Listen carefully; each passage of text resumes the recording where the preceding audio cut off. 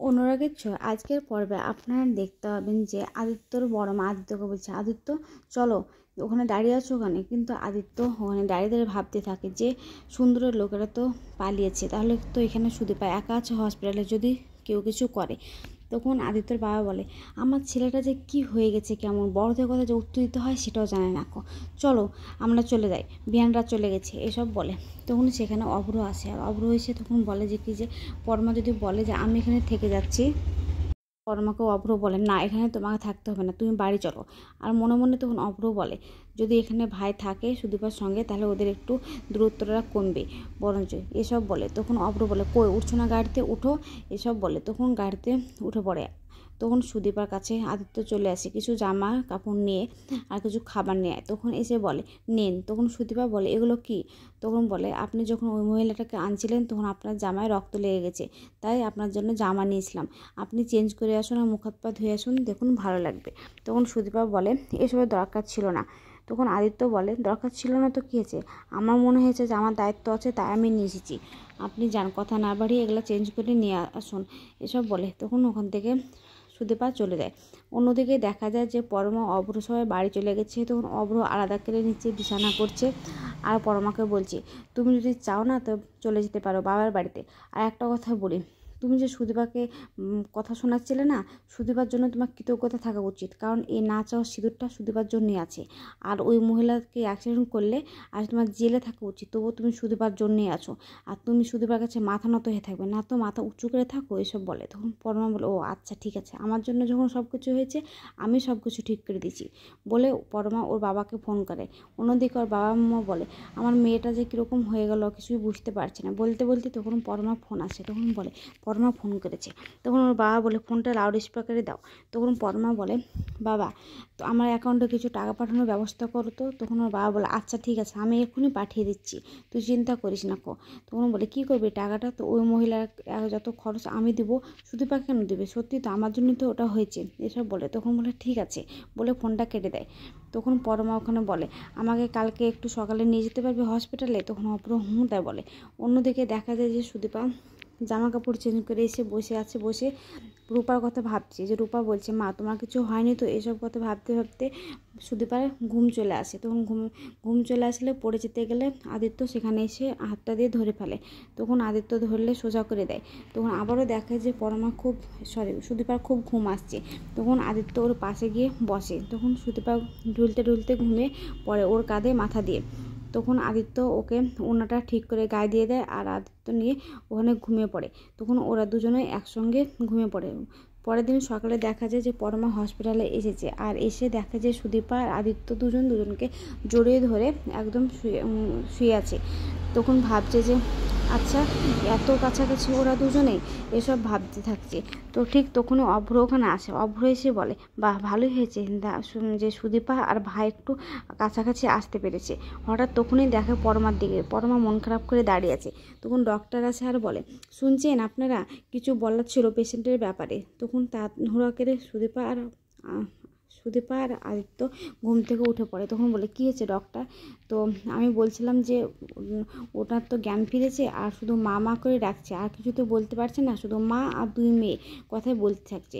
তো আমি যেটা বলছিলাম যে ওনাকে কাছের মানুষের কাছে রাখতে হবে, ওনার খুব ভালোভাবে চিকিৎসা করাতে হবে, আর যেটা সবথেকে প্রয়োজন সেটা হচ্ছে ওনাকে সেবা যত্ন করতে হবে। তখন সুদীপা বলে, কিন্তু ওনার তো কেউ নেই। তখন আদিত্য বলে, হ্যাঁ ওনার তো কেউ নেই, তাহলে কী করা যাবে এখন ডক্টর? তখন সুদীপা বলে, ঠিক আছে আমিও ওনাকে যত্ন করে রাখবো আমার কাছে, আপনি একদম চিন্তা করেন না, এইসব কথা বলে। ঠিক তখনই সেখানে পরমার বাবা মাও চলে আসে আর বলে, ঠিক আছে ওটা সব পরে দেখা যাচ্ছে, এখন চলো আমরা আগে দেখে আসি কেমন আছে তাই। তখন সুদীপা আর পরমা রূপার কাছে আসে আর দুজনে ওরা সেবা যত্ন করে। তখন পরমা ডক্টরের কাছে যার বলে, ডক্টর কি বুঝলেন, ভালো আছে তো? কোনো ওনার কিছু ক্ষতি হয়ে যাবে না তো? তখন ডক্টর বলে, না কিছু ক্ষতি হবে না, কিন্তু ওনাকে কাছে রাখতে হবে।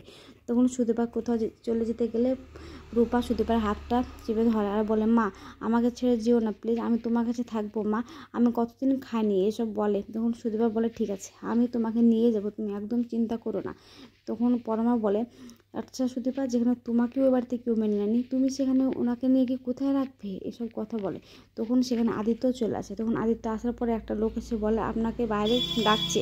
তখন আদিত্য যদি চলে যায়, তখন পরমা সুদীপাকে বলে, সুদীপা শোনো একটা কথা বলি, সত্যি তো তোমার ওখানে থাকার যে জায়গা নাই, আর ওকে নিয়ে গেলে তোমাকে খুব বকাবকি করবে। তুমি এক কাজ করো, তুমি বরঞ্চ মহিলাকে নিয়ে আমার বাবা মার বাড়িতে চলে যাও।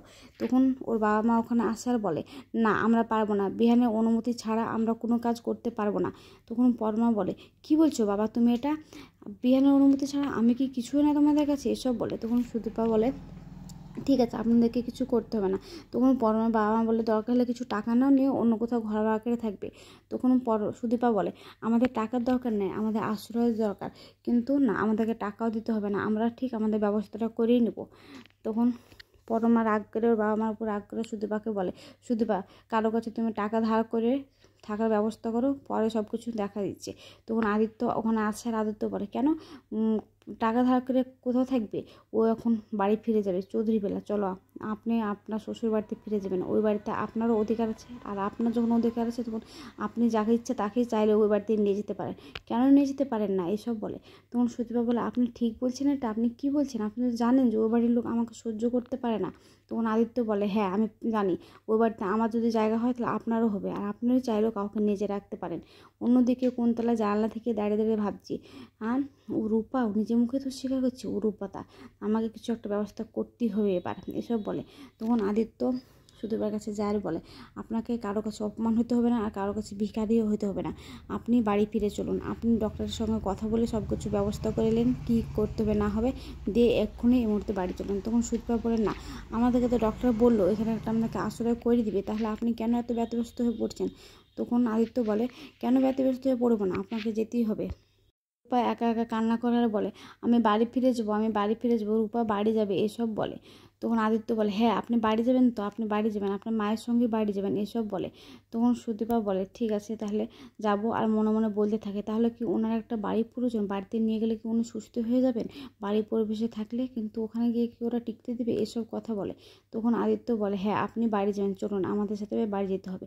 অন্যদিকে পরমা ঘর থেকে বেরিয়ে চলে যেতে গেলে পরমার মা বাবা আসে আর পরমাকে আটকায়। তখন বলে, কোথায় যাচ্ছিস, দাঁড়া। তখন বলে, না আমি কোথাও দাঁড়াবো না, আমি কেন দাঁড়াবো মামা, তুমি বলতে পারো, আমাকে সবার সামনে তোমরা অপমান করলে, সবার সামনে আমাকে ছোট করে দিলে, উনি যদি তোমাদের বাড়িতে থাকতো যদি, তাহলে কী এমন ক্ষতি হতো, না আজ থেকে আমি ওই বাড়ির কেউ না, আমাকে তোমরা অনাথ করে দিলে, কেন আমাকে এরকম করলে, তোমরাই বলো, মনে হচ্ছে কি না আমার কোনো কিছুর অধিকার নাই ওই বাড়ির প্রতি, তোমাদের বাড়িতে কটা দিন থাকতে দিলে বা কী হতো। তখন পরমার মা বলে, তোমাদের বাড়ি কী কথা, ওটা তোর বাড়ি না। তখন বলে, না ওটা যদি আমার বাড়ি হতো তাহলে কি তোমরা বলতে পারতে আমার মুখের উপর যে বিহানের কথা ছাড়া আমরা কাউকে কিছু অ্যালাউ করতে পারবো না, তা কেন তুমি থাকতে দিলে না মা আমাকে সবার কাছে, আবার তুমি ছোট করে দিলা, এসব বলে।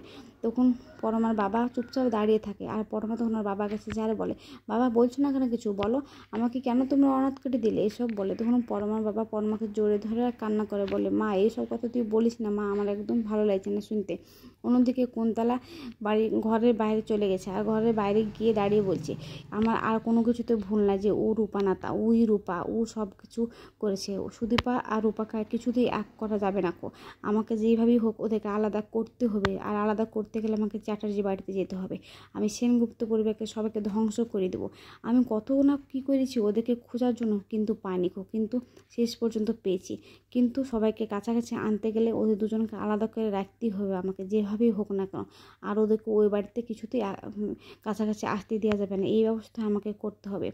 অন্যদিকে দেখা যায় যে ডক্টর বলছে, কিছু কথা বলার আছে আপনাদেরকে, আমি বুঝিয়ে দিচ্ছি, সেগুলো ফলো করেই কিন্তু আপনারা চলবেন। তখন বলে, কি ডক্টর, তো ওনার বহু বছর আগে একটা কিছু হয়েছিল, হয়তো কোনো ওপর থেকে পড়েই যে মাথা ফেটে গেছিলো, নাহলে তো ভারী কিছু দিয়ে মাথায় মারা হয়েছিল, কারণ স্টেজ আছে তো তাই বুঝতে পারলাম, কিন্তু ভালো চিকিৎসা করালে কি সার্জারি করালে হয়তো ও ভারসাম্য থেকে বেরিয়ে আসতেও পারে, এসব বলে।